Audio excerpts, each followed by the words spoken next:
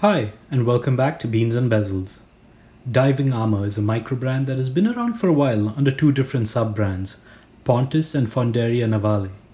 They focus on making bulletproof looking dive watches and tool watches, and Diving Armour is their parent company.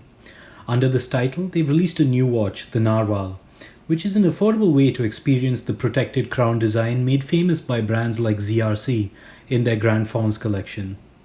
The Narval is directly inspired by the Triton Subphotique and its faux-integrated bracelet design, but the Triton costs over 4,500 US dollars, so the Narval is catering to a different price category. The Narval is currently on Kickstarter with an early bird price of roughly 400 US dollars.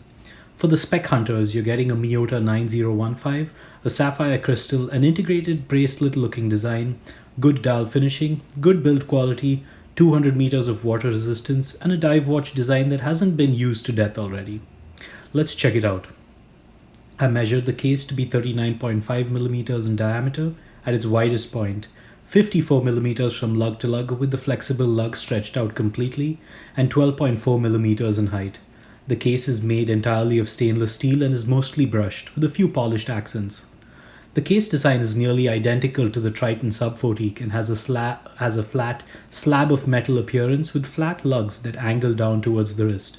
This particular unit has traveled the world and taken quite a beating, but beneath the scratches and dings, the finishing appears to be pretty good and the whole watch feels quite solid. The crown at 12 o'clock was originally designed for clearance divers who found the 3 o'clock crown design to be vulnerable to damage. Moving the crown to the 12 o'clock got it out of the way, but required some additional thinking to maintain a somewhat sleek profile. The adjustable lug with the cutout for the crown meant that the crown didn't have to protrude out of the case diagonally like some bullheads, and could preserve the overall watch thickness. This top lug is adjustable to a little over 45 degrees, which also alters the effective lug to lug width based on how big your wrists are, so the 54mm lug to lug width goes down to about 45mm if you need it to. The crown is just under 8mm and is surprisingly easy to operate given its unusual positioning. The crown grip is easy to use and there isn't any crown or stem wobble here.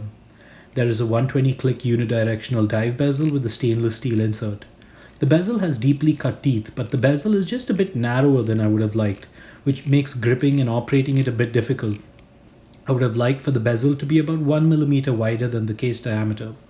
The bezel action is good and there's no backplay or very little backplay here. Flipping it over, you have a solid screw-down case back with some specs and case back artwork embossed on it. This watch is rated for up to 200 meters of water resistance. This watch is offered in blue, black, and grey dial options, and a special meteorite dial at 500 US dollars. I was sent the grey dial option, which comes with a stainless steel bezel insert instead of ceramic. The dial is simple, legible, and well executed. There is a single reference track with large black ticks for the minute markers and applied stainless steel indices for the hour markers. The printing quality on the ticks could be better as I noticed some holes in the paint. This is impossible to see without a loupe or a macro lens though. The indices are well finished for the price and generously filled with lume. The indices are a combination of circular indices and pointed rectangles with a double index at the 12 o'clock position. These indices put on quite a good light show. There is a frame date window at the 6 o'clock position that I love. It has a white date wheel background with a black font. A dial match date wheel would have been nice, but it's less obvious on this grey dial than it would be on the black and blue options. The brand's name and logo is printed below the 12 o'clock indices and Narval above the date window. If you were to scrutinize the printing quality, you'd find a few holes in the paint, but this is a prototype and you're not going to see it unless you really go looking for it. The hour and minute hands are well proportioned and similarly finished to the indices and are also generously filled with lume. I'm actually surprised at how nice the finishing is on the indices and hands considering this is a prototype. The seconds hand has a loomed element at the tip and is painted orange. This is the only accent of color on this watch and I think it is perfectly executed. Overall, I like this dial. The simplicity works for what appears to be a functional dive watch design. Diving Armour haven't mentioned what kind of lume they're using, but it sure is good. I suspect this is grade X1 Super Luminova just based on how bright it is and how long it lasts. All the indices are loomed, including the stunted index below the date window.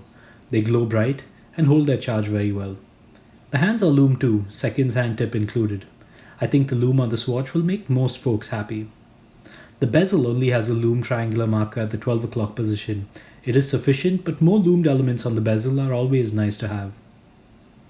This watch uses a Miyota 9015 movement. In a $400 watch, I think this is an appropriate movement to use, and I'm glad to not see a Seiko NH35 here. The typical wobble and rotor noise that you find on Miyota 9 series watches isn't very noticeable here because of its pretty hefty case design, so I don't really have any complaints about this choice of movement. On my time grapher, I observe roughly plus 8 seconds per day in the dial-up position and plus 7 seconds per day in the crown-up position. This watch has been traveling around the world these past few months and is on the last leg of its tour, so I think these values are fine, all things considered. The bracelet design and the way it integrates with the case is different from the ZRC Grand Fonds, and I think they were going for more of an integrated bracelet aesthetic here, closer to the Triton Subphotique. As with any faux integrated bracelet, end-link fitment is critical to the design flow, and this one gets it right with end links that fit perfectly snug. The 22mm bracelet flares out to 28mm and then tapers down to 20mm at the clasp, with all screwed in links that are brushed and articulate reasonably well. This clasp is not uncommon to microbrands and is a typical ratcheting clasp design seen on brands across the price spectrum, from Helson to Doxa. This one is closer in quality to the one Strapcode sells. It is big, but it gets the job done, and I like the flexibility offered by the on-the-fly adjustment. I expected this watch to look bulky on my wrist, but it wears surprisingly well on my 6.5-inch wrist. The diameter at its widest point is 39.5mm and it has a height of 12.4mm. The lug-to-lug is more complicated to measure since one of the lugs can move. At its shortest setting, the lug-to-lug width is 45mm and 54mm in its stretched out state. If you measure it from end link to end link, you're looking at about 57mm and 48mm in both extremes. So as long as your wrist span is greater than 48mm, you'll be good to go. The height of 12.4mm is pretty compact for an otherwise hefty looking watch, and it sits comfortably on the wrist and is well balanced, so no real complaints from me here. Overall, I like this one and I think you get to experience a very interesting watch design at a reasonable price. I've always loved the ZRC Grand Fonds and the Triton Subphotique design, but those prices were always difficult to swallow for me, especially without seeing one in person. This watch is a way to experience that styling for $400 and I can't think of any real reasons not to buy one.